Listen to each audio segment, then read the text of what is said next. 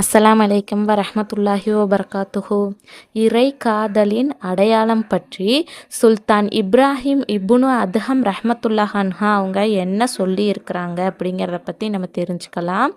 சுக்குரு நன்றி செலுத்துதல், சபுரு பொறுமையை மேற்கொள்ளுதல், இந்த இரண்டையுமே தனது இரண்டு பாதங்களாக ஆக்கிக்கிட்டு அல்லாஹ் தாலாவினுடைய தர்பாரை நோக்கி பயணிச்சுக்கிட்டே இருப்பவர் தான் உண்மையான இறை காதலர் ஆவார்.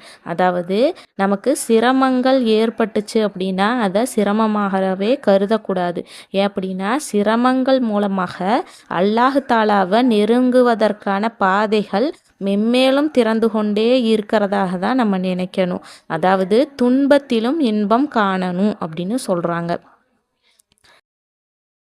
சோதனைகள் ஏற்பட்டுச்சு அப்படின்னா பொறுமையை மேற்கொள்ளணும். அப்புறம் அதுக்காக நன்றி செலுத்துபவங்களாக நம்ம இருக்கணும். அதுதான் உண்மையான பிரியத்தினுடைய அடையாளமாக இருக்கும்.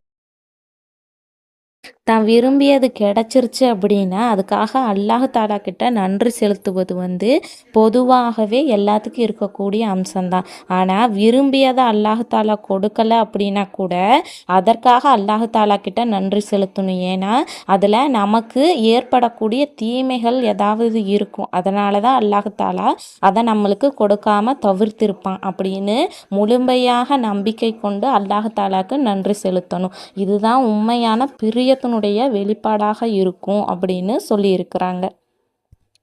அல்லாஹ் தாலா மேலே பிரியம் வச்சோம் அப்படின்னா பெரும் பெரும் சோதனைகள் வரும் அப்படின்னு நம்ம நினைக்கக்கூடாது.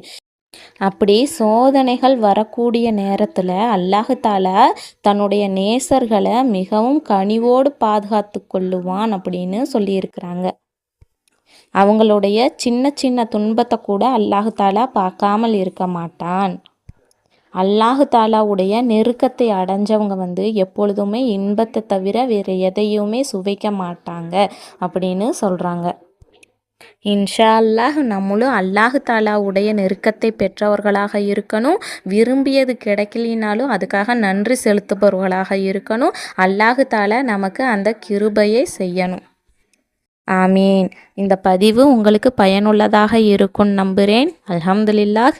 இன்ஷா அல்லாஹ் இது போல் பதிவுகளை தொடர்ந்து நம்ம தெரிஞ்சுக்கலாம். நம்ம சேனலை சப்ஸ்கிரைப் பண்ணுங்கள், ஷேர் பண்ணுங்கள், கமெண்ட் பண்ணுங்கள், லைக் பண்ணுங்கள். அஸ்ஸலாமு அலைக்கும் வரஹ்மத்துல்லாஹி வபரகாத்துஹு.